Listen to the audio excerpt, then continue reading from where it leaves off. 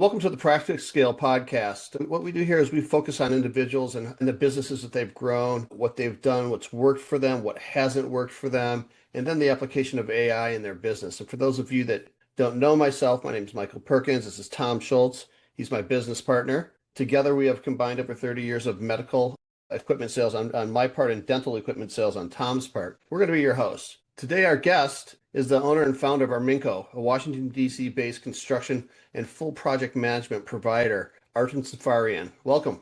Thank you. Thank you for having me. You bet. We appreciate you taking time out of your day. We know how busy you are and your time is valuable. So start us off. We want to look at your business and how you guys have grown it. Take a minute or two and introduce us to yourself, how you got started from your humble beginnings to where you guys are now with full project management with a focus on the dental and medical fields, and kind of give us your journey, if you will, for a couple minutes. Sure. Today, Arminco Incorporated is a full comprehensive project management company. We develop healthcare providers. We build the practices, we equip them, we get them going. We started back in 2004, but before that, a little bit about myself. I grew up with tools, wrenches, and stuff. My dad was in heating and air conditioning services, so I was very close to him growing up. So that's what I learned. As I grew up, I learned and became an air conditioning tech, technically. Did a lot of refrigeration, a lot of rooftop units, commercial on the commercial side. And then I developed, a little bit interest in building stuff. So as he was getting these things done for refrigeration, I started building the restaurants that we were doing the refrigeration units. So I built a bunch of the restaurants you probably know of. And then in 2004, I stumbled into the dental industry. A friend of mine's wife was building a practice that she was having a horrible time going through it. I looked at it, basically took over the build out of that practice. And then slowly, we were referred from one to the other. In that same building, we built 3-4 dental practices. So soon we kind of, started developing our company towards dental, medical, veterinary, all healthcare facility. And today, that's our specialty. We specialize in dental, optometry practices, ophthalmology, surgery centers. We do all kinds of healthcare, but those are our specialty. We do a lot of those. You clearly found your niche, and it sounds like you just kind of stumbled into it, which I love. I think that's great. So I have a question. There's two parts to it. First, for people like me that don't know, what is full project management? And then the second half is really it's kind of generic, but I'm going to ask a question anyway. You mentioned you just hit your 20-year anniversary, and that's quite the achievement. Over 50% of small businesses fail in the first 5 years. Barely 20% make it to the 20-year marks. Congratulations on that. If you would tell us how you accomplished that, and again, what is full project management? Because I don't know. Sure, I'll tell you. Full project management is out there. Every time you do a development, a project manager is the first team that gets hired. So if you were building a community, for example, right, or a hospital, anything large, you bring in a project manager. Smaller healthcare facilities fail to do that. And that's because for whatever reasons, 20, 30, 40, 50 years ago, they've been kind of shown a cookie cutter approach, right? As if you're building your small house type of thing. The problem with that is there are too many moving parts, especially in surgery centers, dental practices, optometry practices, veterinary practices. There are too many moving parts. There are equipment that people have to get. There is architectural, there is the construction aspect of it, right? And then the subcontractors that come in. Everyone that starts a practice needs a business plan, marketing plan, right? So project management puts all that stuff together. I always tell people, if you don't have a project manager, guess who it is? It's you as a doctor, right? So if you don't see a project manager, no one is pulling all stuff together. Another name for project management is owner's representation. You may have heard of that, right? So again, we are in charge when the doctor is busy. The first thing we do when we come on board is, if the doctor has a business plan, we make sure we know that business plan. We make sure we know their vision. We make sure we know what they're trying to accomplish. If they don't have one, we make one. Then we follow it, right? So we do all the legwork. We bring the questions to the doctors, the things that the doctor needs to know to make these decisions, right? So even in restaurant industry, when I was building back in the day restaurants, they all had a project manager, right? Like Cheesecake Factory has a project manager. that does all the work and then goes to the stakeholders and says, look, here are the options. What do you want to do? Right. And that's how we start. Even when we do our DSOs that we work with, we find them the locations, like they've given us their criteria of what kind of practices they're looking for, where they're looking for, and what their parameters are. And our job is to go out there and identify these locations, come to them, say, here's the location, here's what's going to cost you. Do you want to pull the trigger on it or not? Once they pull the trigger, we get started to put everything together.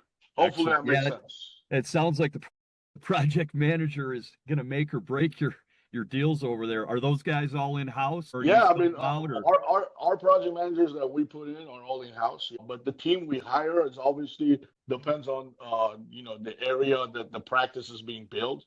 Yeah. So most people that have to be from that area, we always hire from that area. Most that don't, then we are kind of flexible on where to go to bring them on. Yeah, no, that's great. So I guess when it comes to growing and running a successful business, you said the major challenges are what you just talked about. You got to have a good a project manager and get everybody coordinated. What are some of the other challenges you have, maybe internally or marketing wise or anything like that, or some of those things coming to fruition as far as challenges on a daily basis, and how are you guys addressing them, I guess? Yeah, and I think for us, the biggest challenge our company has had is educating people. Like you said, you guys didn't know what project manager is, and a lot of people don't, right? They associate us with builders. They think we're contractors. Contractors is something we are, but we're more than the contractors, right? We're also equipment people. We're also marketing experts. We're also, we're not just contractors. So I think the biggest challenge my company has gone through is educating people of what we do. But some of the challenges that our company has gone through, and earlier on, the second part of the question was, the 20-year mark and how we went through and made it happen is, finding good employees is always, I think I'm blessed. We've been lucky. I've been blessed to find such great employees that have stuck it out. I mean, look, our core group of guys have been with me since 2005-06. So as I built the company slowly, I started, bringing people, and I started recruiting the people that I knew first that I wanted with me. And those people have been with me. So we kind of added to the pieces here and there. COVID threw a little bit of a, punch into us, but, we were able to maneuver that, keep the core, and, bring in new, fresh faces that kind of gel with the code.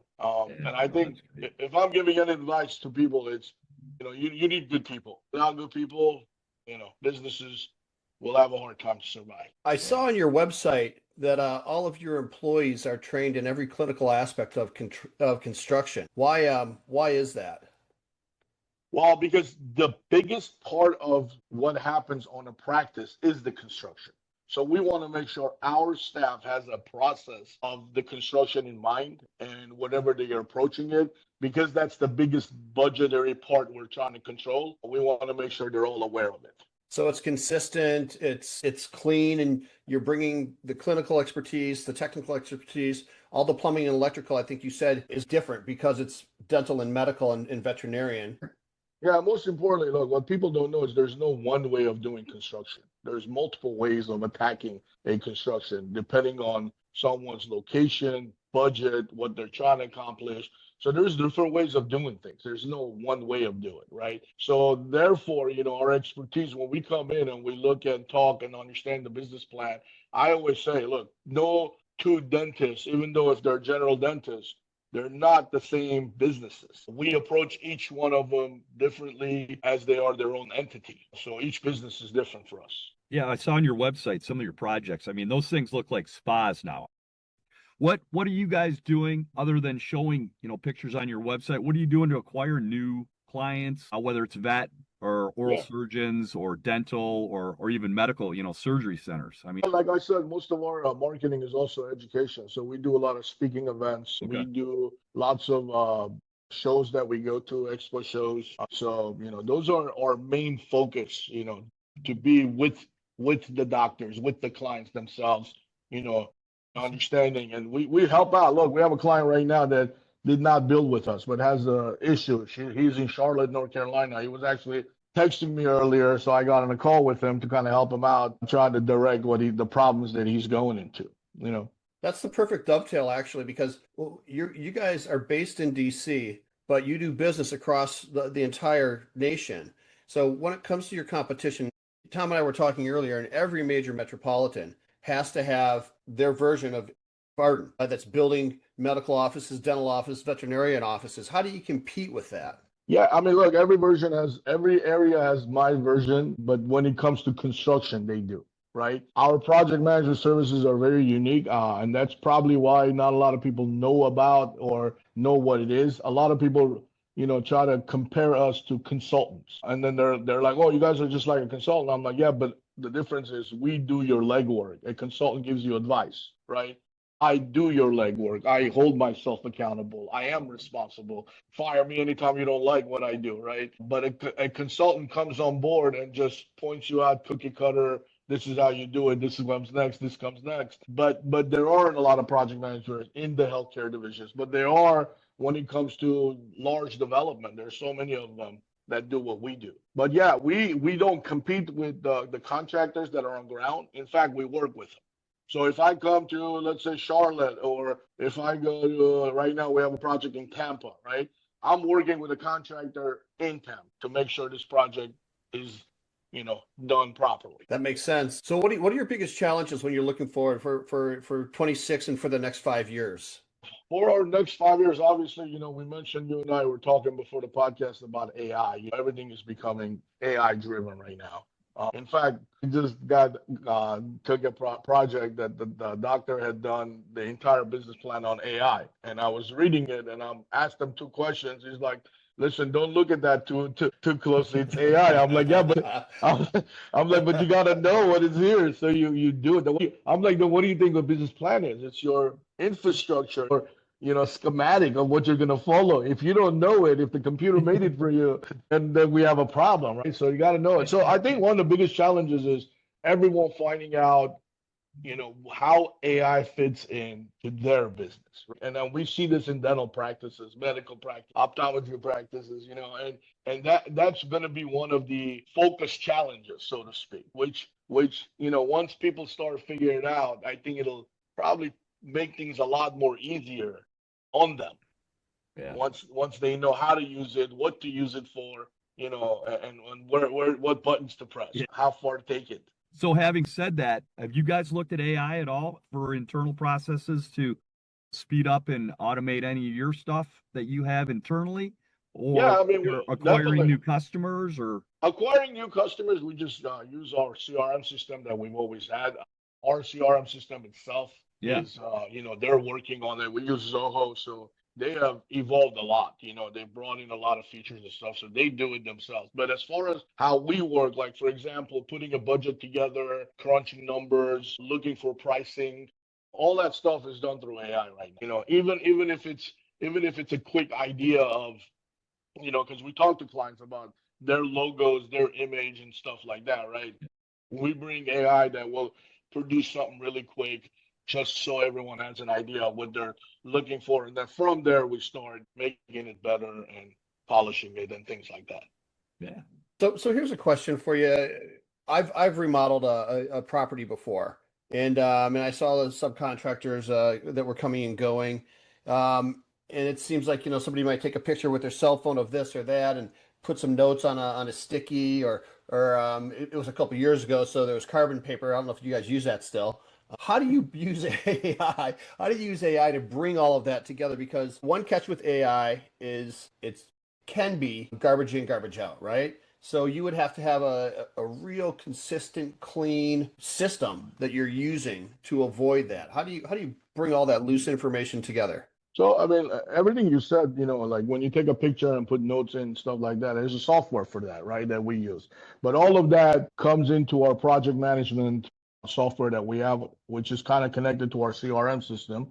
It's the operation side of our CRM system called Zoho Projects. And then we integrate it in that software, so to speak. So everything is there together. And I think our company has been doing, knock on wood, a good job on keeping files where when we get projects and callbacks from 7, 8, 9 years ago, we go in there and sometimes I get surprised. I'm like, oh my God, we've done something right here. Everything is here for us to look back and see what it is. I think we've done a pretty good job of that. Whether or not I like to know and think it or not, I think it's being maintained. So on a lighter note, we got to ask you, how are you manage work-life balance? I mean, you've been doing this 20 plus years. How do you keep from your staff and you getting burned out? I mean, what's the secret over there and your secret sauce on that, I guess? Yeah, I think every entrepreneur goes through that. There was times where, I was burned out for sure.